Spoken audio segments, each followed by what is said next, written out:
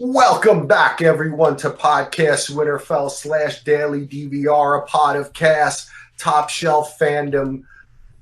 Oh, look, we're like the Fandom 3. Welcome, everyone. We've got a great show Trademarked. for you today. We've got Justin Thomas, we've got Roberto, we've got Axel.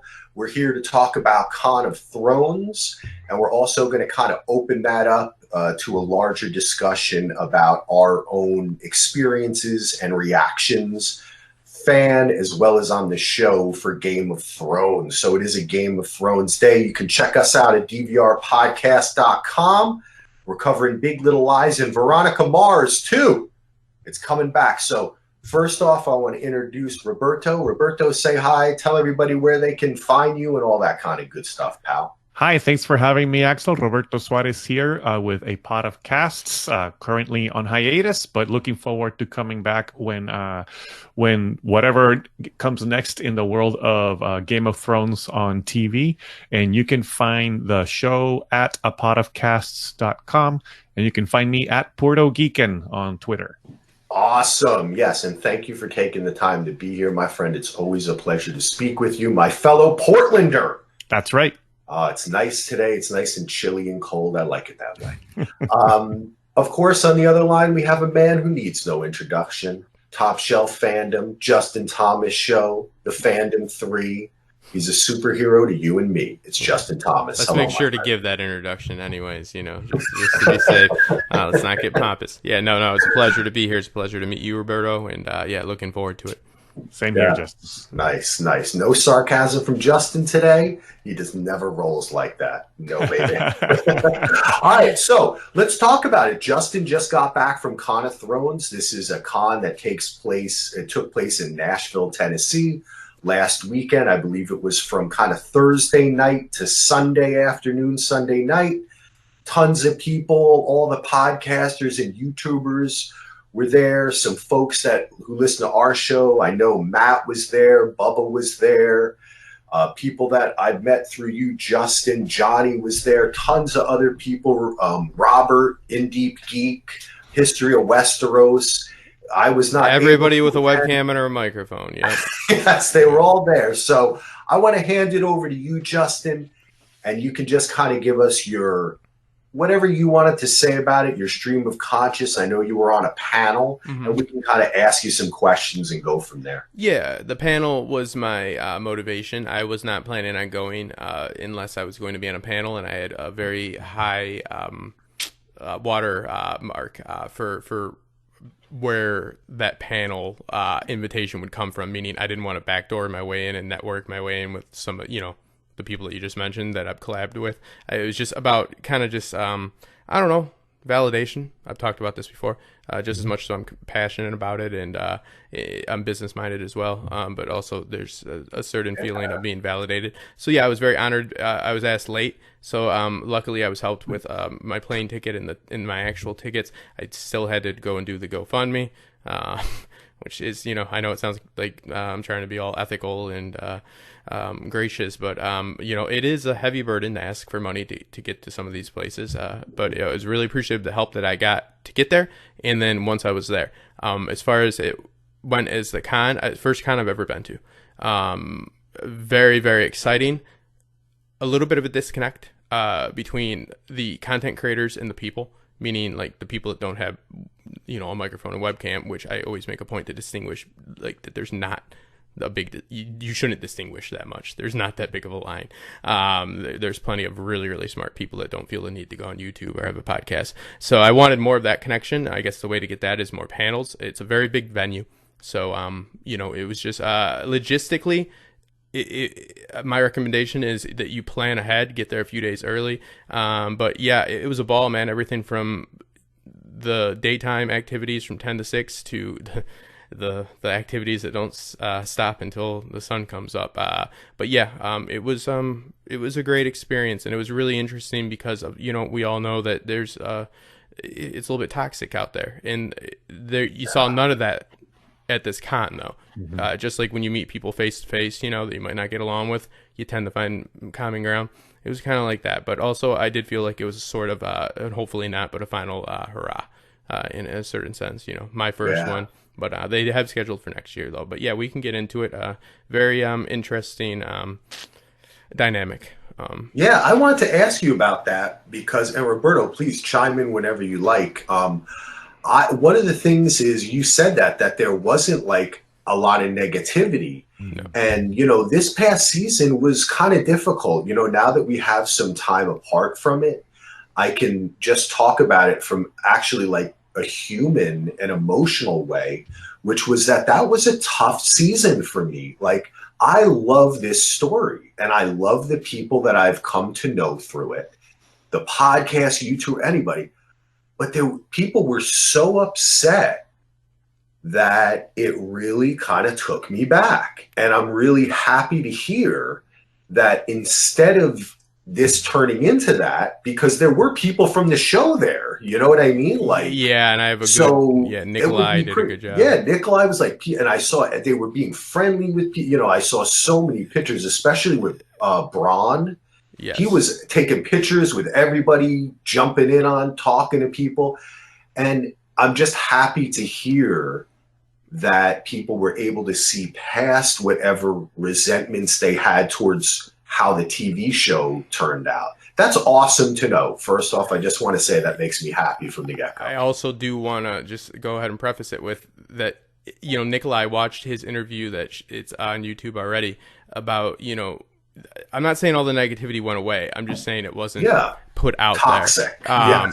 And it's the way in which he was able to sway the room on people that I guarantee that if I had him take a survey after in the main hall about it, if they enjoyed it, it would be pretty much universally negative. But he did his job because he's an actor that can't turn on his showrunners, right? Because he needs to work again, and he can't just crap on the people that he had been working with, else nobody's going to want to work with him again. Also, it's endearing to see an artist talk about his craft and his work, and he handled it very well. He didn't give that great of an explanation, but he walked around it until he said, since we're not talking about it, but we're going to go ahead and talk about it. I'm assuming you guys are upset with how fast it was, which I was surprised he didn't use pace. But he said that. Okay, yeah. Cool. So like he brought up. Now I'm not saying he sold it like the best, like on like actual facts, but his passion and the way he is and how charismatic he is. He said, and this is paraphrasing, but something around the lines of, if you think that the creators of this show don't care about this show, then you're crazy. And everybody erupted in cheers. And that's cheers for Dan and Dave. And, that is, part of me thinks how easily people are influenced by charismatic people. Part of me thinks smart, if I'm his publicist, smart.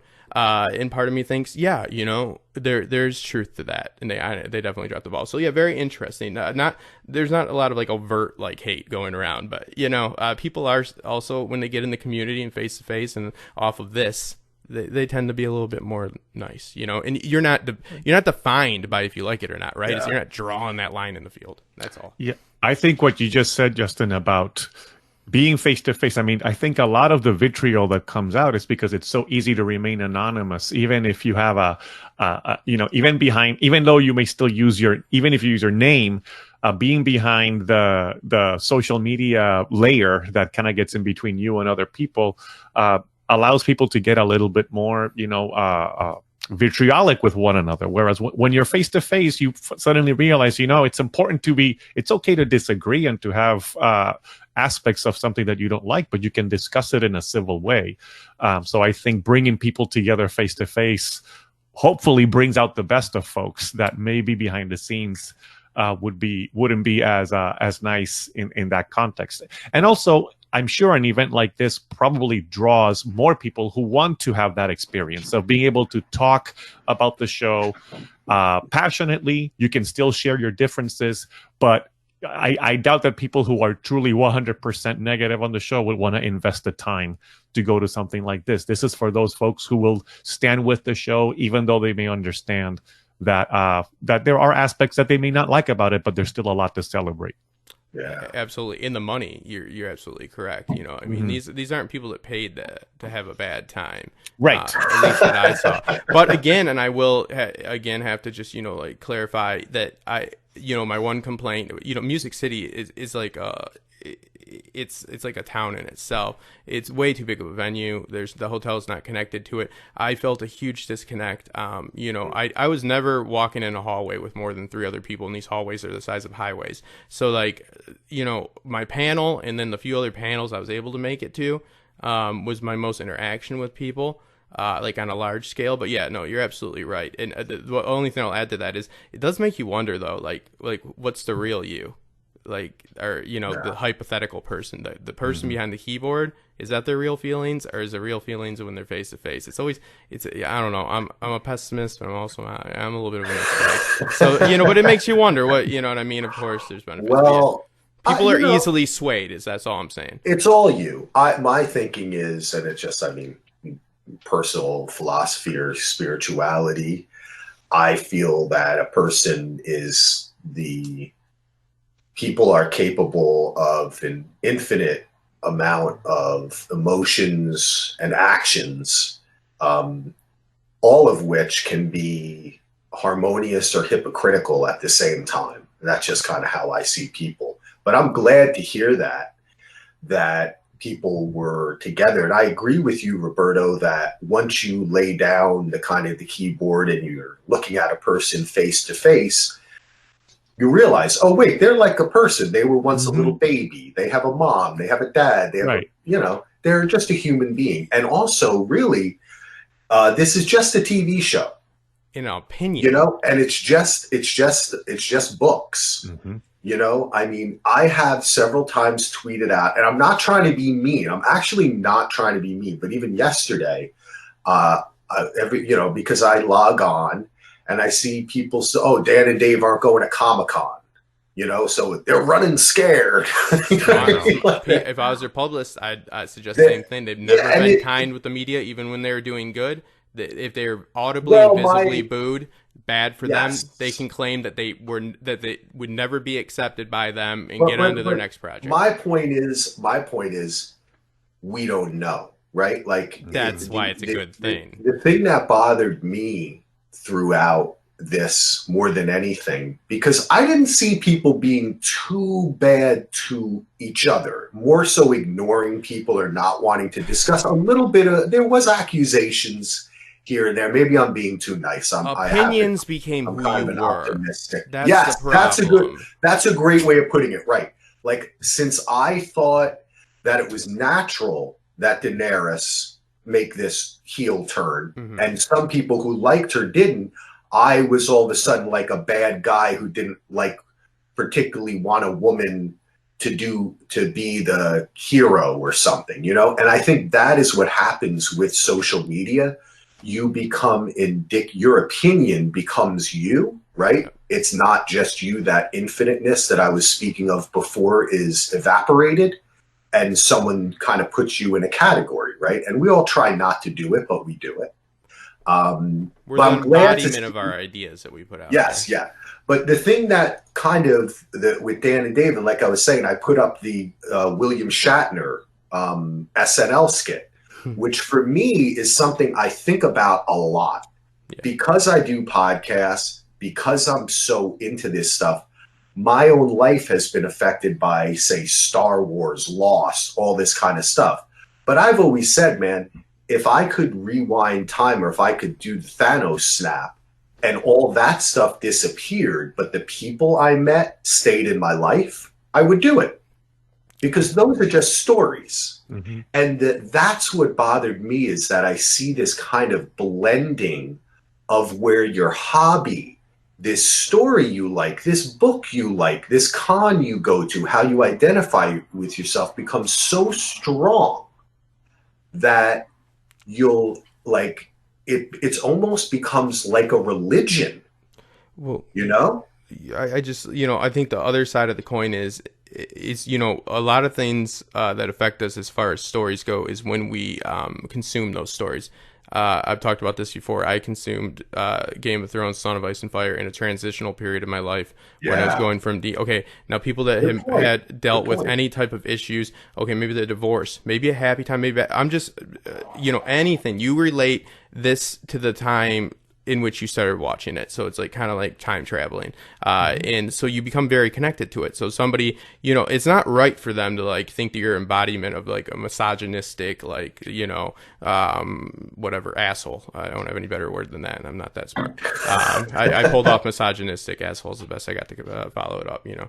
Kind of redundant. But anyways, you know, like, but at the same time, we all don't know. It's that old stupid saying, but it's, you know, a saying for a reason, and it's been said forever, is you don't know what other people are going through. And they might consciously or subconsciously elate this story to this. This story is special to me for a certain reason, but other people's opinions do not embody who they are. Also, I can differ in opinion from somebody because, number one, there's a big difference between opinions and facts. And most people's views on this are opinions.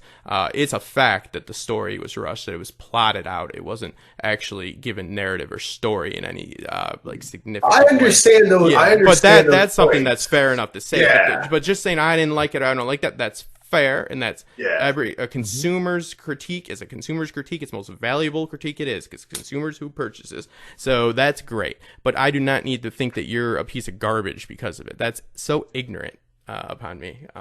Because I don't know, Roberto, this is the podcast that you do, and you're gonna do. You told me before this that you're planning on doing. Spoiler alert! Just met him. I'm giving you guys his itinerary. So what he's gonna be doing is, you know, you plan on doing the Age of Heroes. So is there something special like about the story that connected you to it, other than, I mean, because you went the next step to, you know, publicly, you know, pose your views. Yeah, I mean, the reason I started podcasting was because, like, I think similar to what Axel said about this community of folks who podcast and people that you meet through this experience, I just like talking about this stuff. The good, the bad, what I like, what I don't like.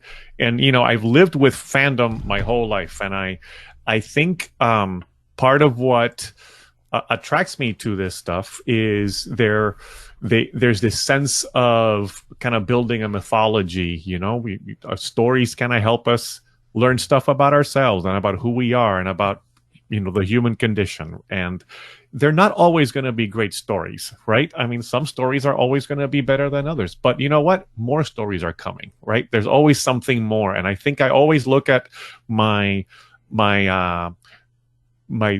interest in talking about these things from that perspective. I don't want to get into a position where it just becomes, I mean, some of these YouTube channels that I see are just clickbait, hate mongering all the time, just picking on something and kind of driving an agenda. And I'm like, listen, just because you didn't like this season of Game of Thrones or this episode of Game of Thrones doesn't mean that in the future there might be something that you will like. Things evolve and things change. You know, my first fandom was James Bond. And if you look at James Bond movies, there's probably more bad James Bond movies than there are good James Bond movies, especially, you know, in the Roger Moore era when things got really campy and stuff. But you know what? I like. But you How dare you? But you love them, right? I mean, even when they're goofy, you love them, right? It just and if there's a particular one that you don't like, you know what? In a couple of years, another one will come along. Maybe I'll like that one. So that's kind of how I've always approached my interest in these properties. And so for me, why I want to continue working with whatever comes next with Game of Thrones is because I'm open to that experience. There may be stories that compel me. There may be stories that are a little boring. There may be stories that are amazing, and I want to be able to discuss that. Ultimately, though, you know, it's an ongoing thing that's going to evolve. If I lose interest in it, which may happen, but not necessarily because of hatred or because of a particular agenda, but you know, sometimes you lose interest in things, then you lose interest in things. But over time, all of these things, I think, are just meant to be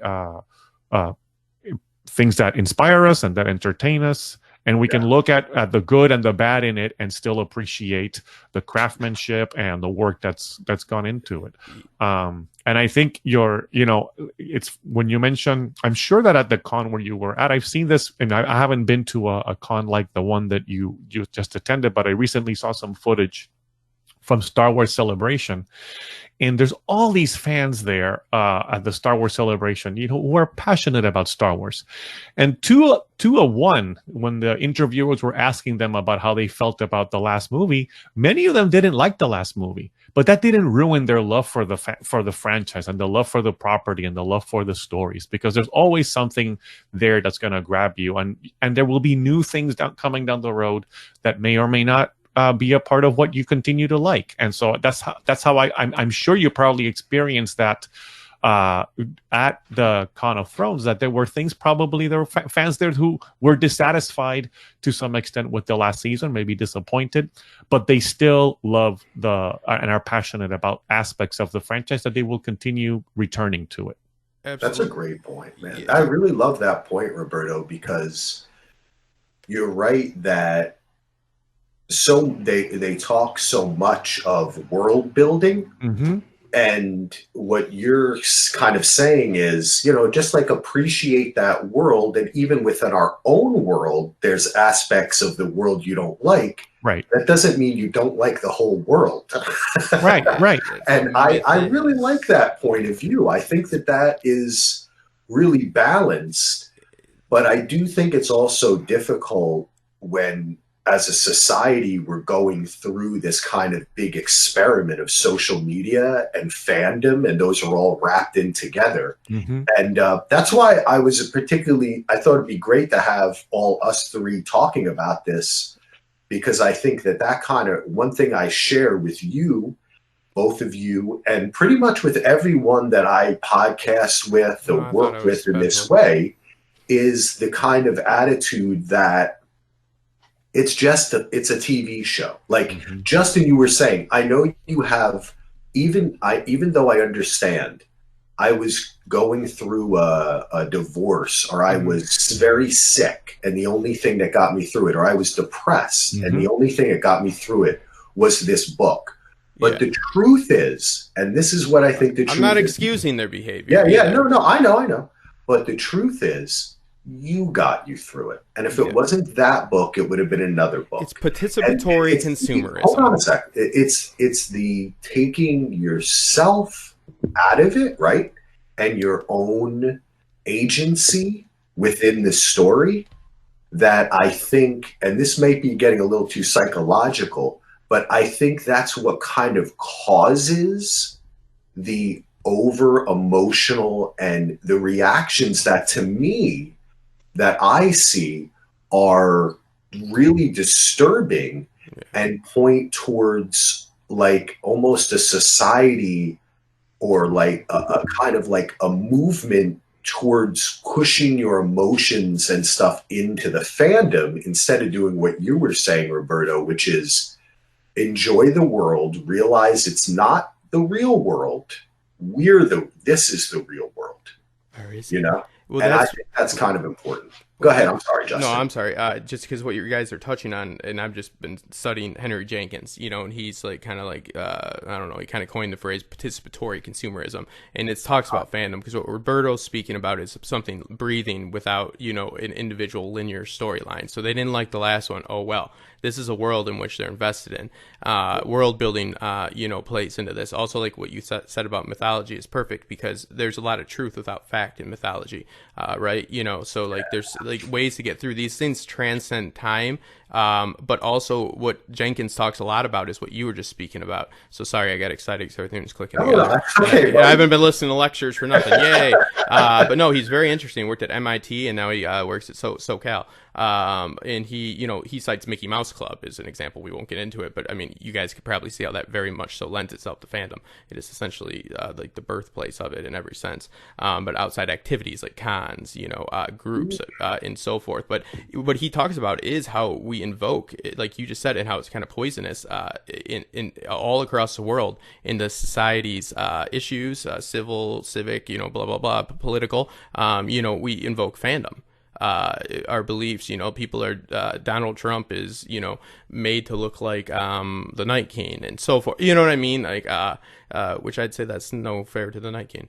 But but it's true though that these fandoms, I never discount emotions from other people because I'm very much so about the power of the story. So as soon as you discount emotions, especially because I'm a debater, if you discount somebody else's emotions, then your emotions are no longer valid as well. You've taken them off the table, in my opinion.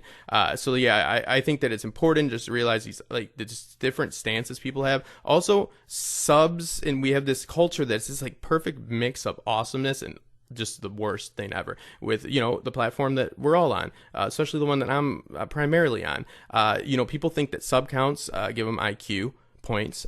People think that loving something and being excited about it teaches them how to do it. I always use the analogy, I drive a car every day. I couldn't fucking fix one if my life depended on it. But they think they read the books every single day and do all this, they can craft story. No, you need to learn how to screenwrite. You need to learn how to story craft. You need to go, like, if you don't go to school, you need to teach yourself. So don't you dare say anything past it was not good. If you go ahead and say, and you have no experience in writing, that you could write a better story, they are bad professional writers. Okay? There's bad professional football players. Are you stepping in for them? You know what I mean? Dan and Dave, I think, trust me, I'm not an advocate. Like, for people that are just listening to this, I think it was hot garbage this last. I mean, everything was wrong with it. Could have been wrong with it. Every cliche, every cheap move, every writer's trick to get out of the writer's room, every MacGuffin, everything was wrong with it. Trust me, I could go on, but I'm not going to, because, like I said, a child says garbage, and I say, yeah, that's garbage. Good, you noticed. Pretty obvious. But there's also good points. It didn't, like Roberto said, it did not ruin my experience, and the passion that people had, it meant so much to me. Because I'm on a panel with Robert from In Deep Geek, Crowfood's daughter from The Disputed Lands, and Quinn from Ideas of Ice and Fire. I got 2,000 some subs. We're looking at people with hundreds of thousands, and number one, when I'm getting introduced, I'm a little nervous. Surprisingly, I don't know why. I've, done other stuff than this on a microphone, but whatever. This guy, Bubba, very nice guy that I met, and he's watching. He gave us our first voicemail. Very, very outspoken Southern man. We've been ribbing each other the whole weekend. This is Sunday when my thing, and everybody introduces themselves. No, it's not like a clapping thing. It's very quiet. When I say Justin Thomas from TopShelf Fandom, you hear boo! And I'm like, oh man, no. I'm like, because these people are going to be like, oh yeah, that's the guy not everybody's familiar with me. They're like, he must suck, And then I just said, I go, duly noted. And everybody started laughing. So I got comfortable. But by the end of it, 2 people came up to me when they were coming up to everybody at the end. And asked me specific questions, and I felt good about that because a lot of times, awesome. It's just it's not. I don't ever think of myself as less intelligent or anything. But let's face it, if you're paying to go somewhere and you're attending a panel, you're gonna probably want to go talk to the person with the more subs, And so it just meant a lot to me because everybody has their specialties, and awesome, dude. And it was a good feeling. It was validation. I'll wait for the audio to come out. I felt like I could have done better, and I'll do better next year. But yeah, more interaction with everybody. Everybody's very separated at these cons, except for it seems almost like a celebration for the content creators, which, trust me, I like to celebrate. And it was a hell of a time. I mean, I want to meet more people that don't have YouTube or podcasts. Can I just take a second? Because I want to bring Roberto in on this. As I'm listening to you talk, and I wonder how you feel, Roberto, because the YouTube podcast world are very different. Yeah. I never think about any of this shit. Yeah. If I met somebody that had 1 million YouTube subs or whatever, I'd be like, "What up, dude? I don't really care." I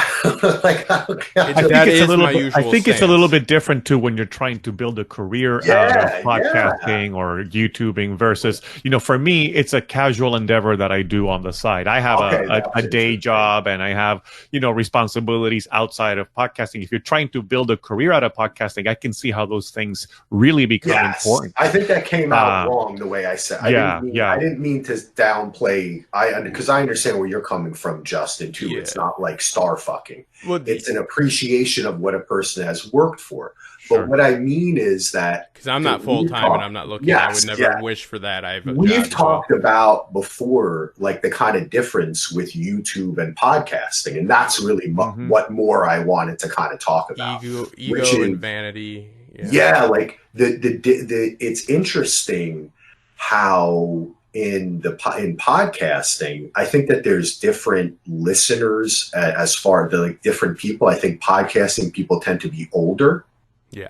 And I think they tend to be more removed from the strict fandom. Like I know with podcast Winterfell, even though I'm on Twitter and all these other people are like really in the fandom, and because Matt, who had the podcast before me, was really in the fandom as far as the books go and everything. But now that I've been doing it for 2 years, like that's a kind of a small part of our audience. And I think people listening may be saying, yeah, I didn't go to Con of Thrones, but this is kind of cool to hear about, you know? It's interesting that those kind of inside the fandom, there's those levels too. And like you're saying, Roberto, I just kind of do, and even though I do this now as my job and every day, I still just kind of do the show. I never really think about my place amongst other content creators or anything. That's why it's kind of fun. Do you think about that, Roberto? You know, there's been times when I thought about it, but I think at a certain point I realized there are limits to what I can do, and there's limits to, if I really wanted to grow in this space, I would have to invest a lot more time and resources to it. So I decided, you know, I'm just going to stick to my couple of podcasts that I do. I appreciate that they're kind of seasonal things, so I don't have to be doing them all the time. And I appreciate that I found, even if it's a small community, but the small community of fans who like to listen and discuss you know, our ramblings about it. That's what I wanted to get out of it. You know, at some point, maybe if I ever make enough money to retire and be able to then focus more attention to it, I would love to do it on a more invest more time into it. But I've gotten out of it. I mean, you can't. I didn't go into the podcasting thing with the intent. The intent was I felt like I wanted, you know, what got me podcasting, as you remember, Axel, I used to do a show about Spartacus. Yes. And the reason, and it was the Spartacus TV show on Stars. And the reason I did it was because I loved the show, and I had heard that the show might be getting canceled because there wasn't enough people watching the show. And so I said, I'm going to do something just so that people know more about this show. That's what it came out. It came out of an interest in wanting to make sure that the show continued. I don't know if it had any impact. I don't care. I just say, hey, let me talk about this, because maybe if I talk about it, we'll find other people out there who want to talk about it. Yeah. And there were other people who wanted to talk about it. I wasn't the only guy, you know, who was loving watching these, you know, bloody, half-naked people, you know, slashing each other's up on gladiator battles and whatnot. I cited that show in my video that was put out yesterday. You can check it, saying that there's actually good character development in that show. It's a great show. It's a great show. I think it was in many ways it was ahead of its time when it came to dealing with gender issues, and when it came to dealing with you know, kind of looking at the toll of war and all sorts of different things. It's a really surprisingly historically accurate for what they have as well, and surprisingly historically accurate with what they pulled off. Let me say one thing about the YouTube, just to clarify. The thing that I really want to establish is your guys. Okay, because I'm not full time. I would never wish that upon anybody. I know people that are. But here's the thing. You guys know your downloads, right? And you do have placings to a point.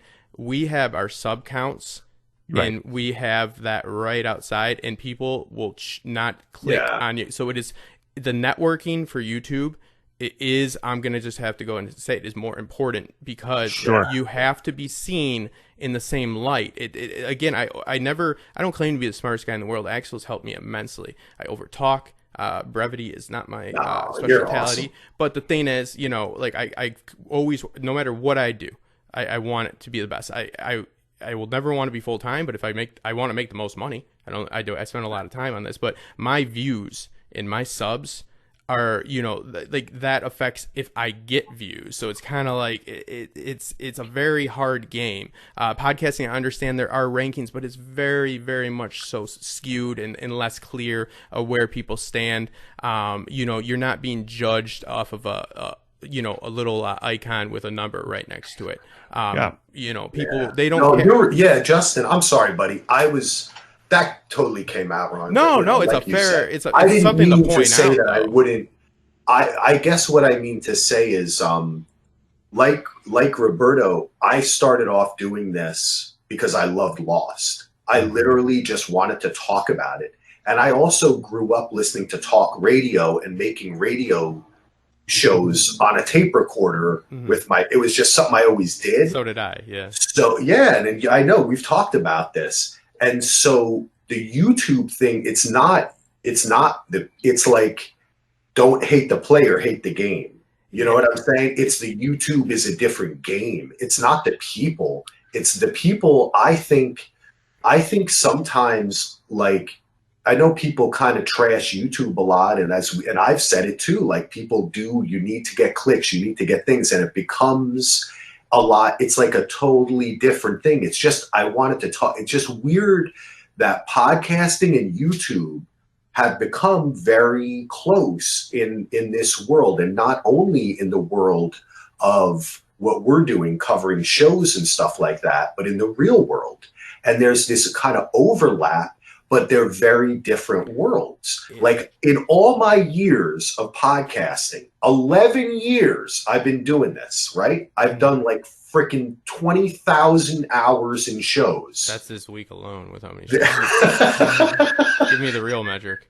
That's just this podcast where I haven't stopped talking. Well, that's a big difference too. A YouTuber, it tends not to be as brash as me, but when we ran into more podcasters, they are more, hey, like casual. And us YouTubers are always like, because we have to race to get our point out. Like when I hear Roberto say something, I'm like participatory consumerism. Gotta mention it now. You know what I mean? Like, but that's like this. It's not healthy, but it's like you talk to a podcaster, they just want to have a conversation. I'm like 0.1, 0.2, 0.3. Yeah. I noticed that with like when I'm podcasting too. Like, in podcasting, you keep your mic open and you talk, right? Yeah. And in YouTubing, like, somebody talks, you mute yourself.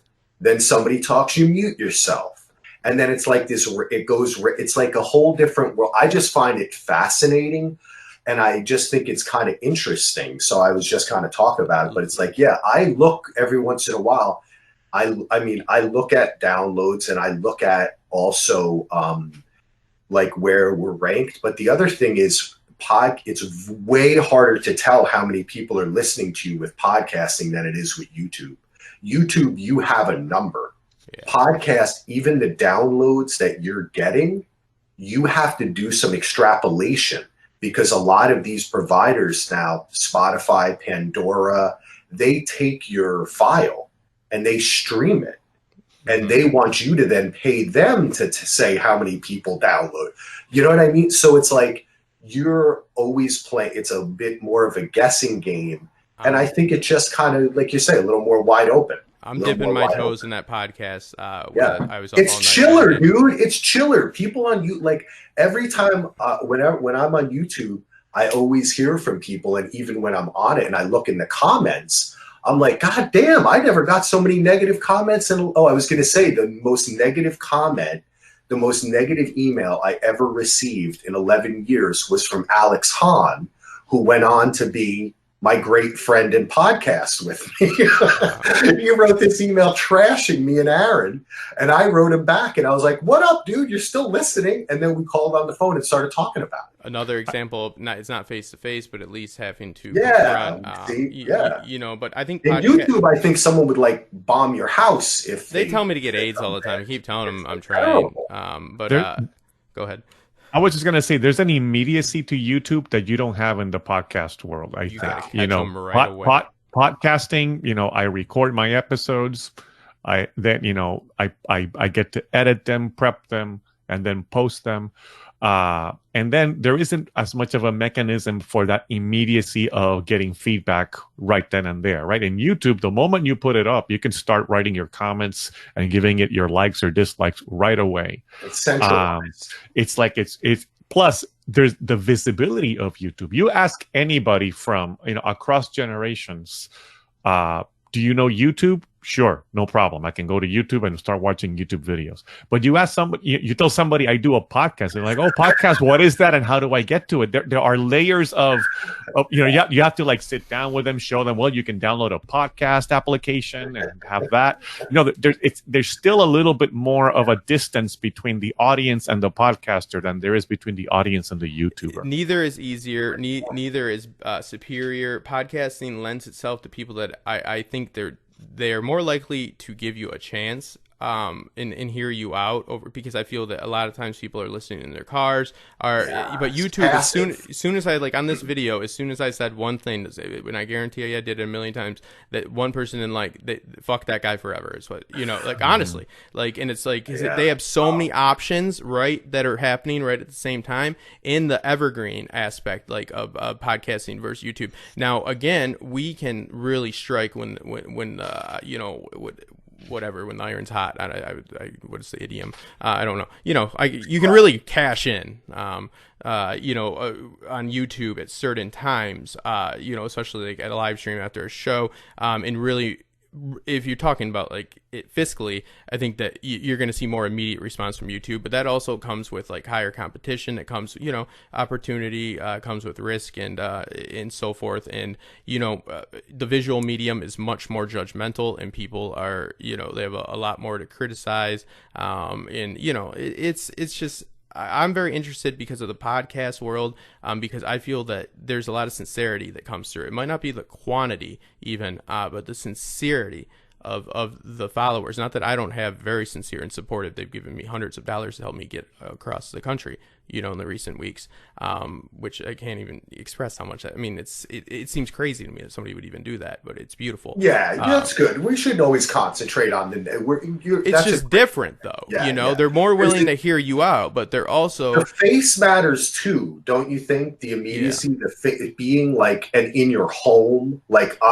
when you're looking at YouTube, a lot of time you're looking inside someone's house. You feel like it's intimate. Whereas with a podcast, you are a disembodied voice in there, most often in earbuds, while someone is doing something else, right? Yeah, and if you're pleasant, people will just kind of want to sit with you a little, and then they are doing something else. With YouTube, they're like looking at it. They're in your house. They feel like sometimes sometimes when I watch a YouTube channel, whether, mostly about Game of Thrones or Westworld or something, because I'm an old person, I don't watch YouTube, and I know all the people, and it's on my big screen in my house, it fills up half the wall. I feel like I'm looking through a window into someone's home. Yeah. So there's a personalization there, but it does also, you're right, people are beautiful and wonderful, and that's why I've said, again and again, that to me, all of these stories could disappear. George R.R. Martin could be erased from all of history, and dire wolves with him, including Ghost. I'm sorry. And I would still just be happy that I met you, Justin, and that I met you, Roberto, and that I met people. Like, to me, I just always think about the people, and I'm not trying to be like cheesy or I'm a good guy and I don't get mad at people, because I do. They exist past this story, though. They've got into a place where you can, like, I made some great connections, a few specifically, where we didn't talk about content, and that meant the world to me, because it's been a long time since that's been the case, and that they want to know about me. And that means a lot as well. As far as like when we go with like look, Nancy T made me this blanket. It's got all the sigils on it. That's awesome. I mean, like, you get this beautiful, but it's the good and the bad, and you have to accept it. And you can't have one without the other. And as far as like Age of Heroes coming out, like that's what we did our panel on. There couldn't have been a more vague time for George to pick to make a story. Everything is skewed. He's skewed it even more as far as the timeline. It's all mythology. So how much of the mythology can you make a matter of fact without ruining the point of lore and so forth? Like, so like he this story that we're being told is going to be told in Planetos, but the lesser known places like Summer Isles weren't even on HBO's maps. Shy in the Shadowlands or the vastest area, but they, something happens there, most likely the Long Night, blah, blah, blah. People go to Valyria, boom, then Doom of Valyria, then you go to Westeros. But my point is, he's going to be telling a story that you don't know. There's a reason he didn't pick Dunk and Egg. There's a reason he didn't pick Dance right away. You know what I mean? So you mean that it kind of puts us more on even ground and we're all entering into something together, something like that? Because I look forward to that, Justin. I'm glad, because I think that the kind of book thing, and I know, Roberto, we've spoken of this before, but what do you think about that, Roberto? Are you looking forward to the fact that this is less? This is a sandbox. This is the most sandbox you could get. Now, Justin, I was going to ask you, kind of following up on that and to answer to your point too, Axel. I mean, I guess I'm looking forward to it because I like the idea of it being completely, it's so far in the past that it's going to be, we're not going to be getting, just a barrage of Easter eggs and references and things to what happened in Game of Thrones. You mentioned something there about George R.R. Martin. Justin, is George R.R. Martin involved in the writing of the new series, or is he more of a creative consultant? Like, what kinds of things did you discuss there when you were in the panel? Oh, I'm so sorry if you noticed that. I just saw that's the vanity aspect of. Let me go ahead on my OBS and take this little black thing down a little bit more. And now, okay, you guys can't see what happened, but it looks a little better. That was cardboard that's held up by tape. It's all available. Oh, okay. That's a big illusion. Yeah, and I'm the sort of the mid-afternoon. But anyways, no, it's very okay. So George is working in the capacity of an executive producer. He claims to be writing with Jane a little bit. We'll never know how much. I think that there's probably a little bit of hesitation on his point, and I think rightfully so, for him to talk about how much he's engaged because he hasn't finished the books. Sure. You talked about myth. This is prehistory. This is the age. You have the Dawn Age, then you have the Age of Heroes. It's disputed. This is written. This is essentially, your Saxon accounts of like the Celts and so forth, or the Danes. This is all this history that was written, by the Andals, meaning after the First Men and after the Long Night. We're going to see a few centric characters that will draw us in, like Bran the Builder, and probably Lan the Clever will come in eventually. So, because you have to have that high concept of drawing people in, right? People still have to have your casual viewer. We all convinced about 30 people throughout our lives to watch the show at least. As content creators, probably far more, hopefully far more. But even the average fan convinces other people to watch. So, and this was also sold to lawyers. HBO executives. They're like, so who's Jon Snow? Who's Dany? I mean, these are all bullshit questions they probably had to answer. And they're throwing a lot of money. So you'll have your familiarity, but also it's exploring the world. So George's, the capacity in which he's writing, I don't know, and they haven't disclosed. Jane Goldman seems to be, obviously heading it up, but George seems, George is a beat guy, like he's going to lay out for her, and the thing is he's present for it. They're not just doing meetings, and it's also not having to adhere to a already almost finished story. So again, the sandbox thing, they clearly wanted to do their own thing and tell their own story, but again, we are going to see family names that we recognize, and we'll also see. Have you ever watched Last Kingdom? I have not. The thing they do in that show really quick is like they'll take like Wessex or something and Kensington, and they will like show the old Saxon word for it, and then they'll like split it into what it is now. Because a lot of our like mainstay and centric places in Westeros, especially like King's Landing, isn't existing more than a rainfort. Winterfell is very primitive. There's all this technology that is it's like the pyramids. There's obsidian, there's these the base of the Old Town Tower is Valyrian technology from Ashai. We'll find out. But the point is, there's technology that doesn't belong there. Like, so we can't really explain just like the pyramids and stuff, and it's not uniform. So it's gonna like play off a lot of stuff like that. So I just see like a connection with the culture, and I the only thing I worry about as far as the writing is George trying to fix season 8 by rehashing the Long Night? That's what I'm worried about. I want to see the story up until the obsidian. Well, how did he get up to that tree and have that obsidian up against it? Why is it him? Who is he that he did? That's the story I want to see. I don't need more information. I don't even know he's a Stark or that, but that name notoriety would be there. But I mean, I kind of went off on a tangent there. But that was mostly what we talked about. My main concern is how much myth can you make a matter of fact? You know what I mean? Imagine if you took that with our mythos or our even folklore, monomyth and stuff like that. It's monomyth for a reason. It's not a matter of fact for a reason. It doesn't work. It doesn't have that that power, that staying power, because it gets too exact and it ties itself to the time and the cultures. So you need that fact, or you need that truth without fact, is what I'm saying. But Bran the Builder, most likely I want to see him as some scrappy mason, right? Not the guy, because he couldn't have possibly built everything he built. I want to see him all skinny and then have a foreman, bitching him out. Well, can I just go back to, because I think Roberto was I was asking him about what he's looking forward to, and he had asked you how much George was involved. Yeah, and then I said a whole bunch of other stuff. That's okay. It's all good stuff. My wall fell down around me when I was doing it. The walls fell down. What had you wanted to say for that, Roberto? I would just say I'm looking forward to whatever. I just like the fact that it's so distant from the originals, the Game of Thrones series.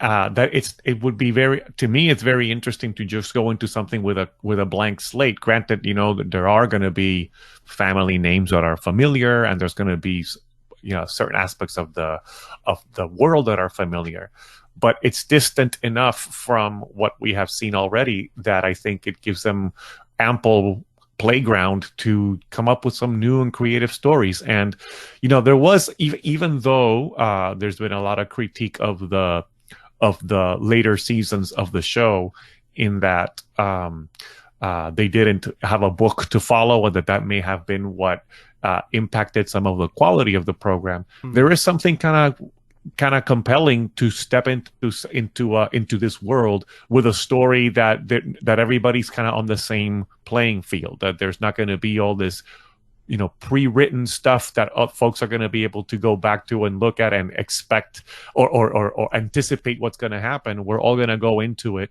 kind of with a blank slate and living through it together. And I'm kind of interested in that. It's not the story you think is literally the log line. So it's like, hey, you watched all that, you think no, you don't. Next one, it's not that story you think It's like perfect marketing.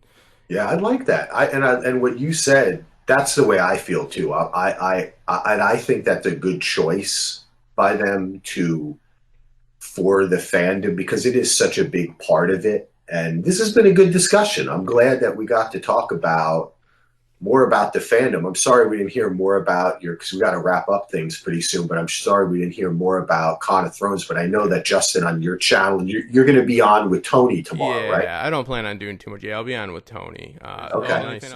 And yeah, the con is something I will be attending next year. I'll be on more panels, and looking forward to it, man. And I want you to come, Axel. I would love to come, man. I know we've had a bunch of discussions about when I was editor of this magazine in like '98 or something. Hustler. I ran a big convention at Javits, and my dad used to run these bar shows at Jacob Javits that I used to help him with a bit too. These conventions I love, but I don't know, man. I just maybe I'll make it out there. I wouldn't run one. I know. That's why I say that's why I'm glad we didn't talk any bad about, they didn't have the things you said were natural things, because running these things is so difficult and there's so many moving parts of it that it's like, and that's why there isn't, you'd think there would be like one of these every weekend. I mean, it's Game of Thrones. Everybody in every city wants to dress up, and there's it's a huge thing. But it's just such an endeavor to put it together. But this was a good talk because, like I said, I'm glad that we can kind of take a step back and think about it, how it affects us, because we are human beings in the end. And whether we're in this as a business because we enjoy talking about it or a little bit of both, we're still human beings. And it's good for me to talk with two people today. And actually, I kind of feel like a therapy session. Like, I feel a bit better about the season and everything, because we all disagreed. Like, I really liked it. I know you guys had a lot more problems with it than I did. But in the end, we could all do like Roberto said and find a piece of that world that we enjoy. Yeah, it didn't all get thrown down the drain. And it's a more interesting conversation is to find out why a reasonable, sensible person that's not like, well, I'm not even being like, well, maybe I am, but I'm saying. Why I liked it? Well, yeah, because you're not ignorant, though, to the industry and stuff. I saw it as a play. I've thought about it a lot. But that's an interesting conversation. I'm willing to admit to, and I'm not willing, but I have thought about it. And I listened to you throughout the season, Roberto, and the issues that you guys had. And Justin, you and a lot of other people that I at the time didn't agree with. And I said, you know what? I think it did come down to the fact that through my rewatch, I had kind of prepared myself. I knew the season went exactly how I thought it was going to go. It didn't surprise me, the rapidity, the way it moved. I was expecting that, and that's why, to me, it was a welcome feeling, whereas to a lot of people, it felt really rushed and bad, and I had kind of adjusted it. I spent 6 weeks watching every episode and then doing like a freaking by myself 2.5 hour podcast talking about it. Yeah. My notes are like 70 pages long. It's ridiculous, and I think I'm an optimistic person, and I went in smooth, and I just enjoyed it. Yeah. And I was, that's just how I am. I just really loved the show. The fandom and everything accompanying was very difficult. The show, I loved every second of it. Yeah, and there's weird. As long as you don't judge, as long as you don't. Yeah, but that's not the thing. Nobody's gonna judge you for liking it. Or well, I might disagree with you, but yeah, that right. Doesn't you guys are not you are. wrong. I don't think you're all wrong. You better not, because we're clearly not. Okay. No. Yeah, right? It's a little bit of ignorance right there, and you got a lack of Do I freaking admire those people? They must not have real issues, eh? So. Yeah, well, okay. Well, let's wrap it up. Roberto, I want to give you a second here. You've been with two very talkative people today. I apologize. I usually send a gift basket. You can have the floor. I was just going to say, there's a reviewer, just speaking to what you were just saying, Axel. There's a reviewer that probably you're familiar with, Chris Stuckman on YouTube. Yes. And he did he didn't watch the last season of Game of Thrones, or when he watched it, but having just watched all of the other seasons within like a span of a couple of weeks, like you just mentioned, Axel. And so one of the things he said is that I think it's different because he had never seen Game of Thrones. He waited until the last season to get caught up very quickly and then watch the last season. So he kind of just binge watched all eight seasons through the span of a month or so. And so he says that from his experience, it was very enjoyable, but he hadn't invested the amount of time that people who waited year after year for this episodes to come out, and week after week and year after year. So he can see how, from the perspective of somebody who's invested so much time, there was that disappointment in how rushed the last season felt. Whereas he watched it all kind of straight through as one mega long story, and it all kind of just flowed fairly well for him from his perspective. Not that he didn't not find any issue with it, but I think there's something to be said about the investment of time that you put into these, that we put into these series, and how that impacts then your appreciation for how the stories are eventually told and resolved. How would something on Netflix do on HBO? Stranger Things on HBO, Westworld on Netflix. Exactly. And how will this fare in the future with everybody watching it. Better because of and I watch it because it's going to be one complete story, right? Yes, there is no time lingering and trying to fulfill our time and fulfill our lives and our void. And hours of speculation in between episodes and seasons, right? I mean, because that's the thing. We also build up ourselves with all of these theories and things. You know, if you just watch it straight through, there's no time for you to sit down and speculate. You just continue to watch through the whole thing. You don't realize you're sad. It's like, hello, darkness, my old friend. No, but it's true. Yeah, I saw Starkman's one of my favorite. Yeah, that's great. That's a great point of view. Yeah, and you know what? It comes down to doesn't make it better. Yeah, well, you know what it is though? It's what we really are talking about here, which is your own human experience, and how oftentimes when we talk about television and we talk, like I'm always saying, everybody talks too much about plot and not enough about the production. That's fair. And another thing maybe I should say is we should all talk a little bit more about how the old Schrodinger's cat thing, how we change the experience by viewing and by being a part of it. And that is something we should respect a little bit more, you know, from each other. The structure on all ends. Because like, I should have been more open to everyone's negativity. I really should have. I thought it was actually very positive compared to how I was in the past. Know what? Maybe I was too positive, and maybe that can come off as kind of like prickish, or like I'm trying to be better. You're shilling, but you just show me you ain't getting no paycheck from HBO. So I had somebody say like, "Yo, what does Cufflinks want you to like the show?" And I was like, actually, Cufflinks didn't like it. Cufflinks is the main sponsor. You know, they do the 10 million episode. It didn't have anything to do with that. It had to do with my unwavering optimism and love of like the experience over the show itself. They feel they need to show you something. They feel you're missing it, and they're like, "No, I need to show this guy." And well, that's natural though, because I want to do the same, right? That's why I'm doing my show. Yeah, but all right, guys, let's wrap it up.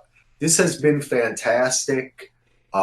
This was really free flowing, and so I really enjoyed it. I want to thank both you, Justin and Roberto, for your time and your energy. Roberto, why don't you take this time to remind everyone where we can see you and anything else that you want to say before we exit? Yeah, right now, the easiest way to grab a hold of me is on Twitter at PortoGeekin. And if you want to take a look at what I've done with podcasts, apodofcasts.com for my Game of Thrones podcast that I do with my co-host A. Proctor, and Radio Westworld at radiowestworld.com for those of you who are Westworld fans. John Whitford and I continue to podcast around that show. Again, we're in hiatus for that, so you can go check that out at radiowestworld.com if you want to get caught up on that before season 3 of Westworld comes around. Awesome. And Justin, also, we did a lot of Westworld. So next Westworld season, us three have to get back together again. Justin, you're up. Yeah, before the dust settles, you'll have to join me, Hax, and Axel. That's the after show. TopShelf Fandom. I just launched a podcast, Fandom 3. It actually talks a lot about what we're talking about here. It doesn't. It's not episodic breakdowns of shows. It is talking about fandom in general. A lot of Jenkins and a lot of we get a little bit poetic with it, but we talk about the bigger picture and look at things of like why people go to movie theaters. Axel gave us a very good voice message in about his love of boxes.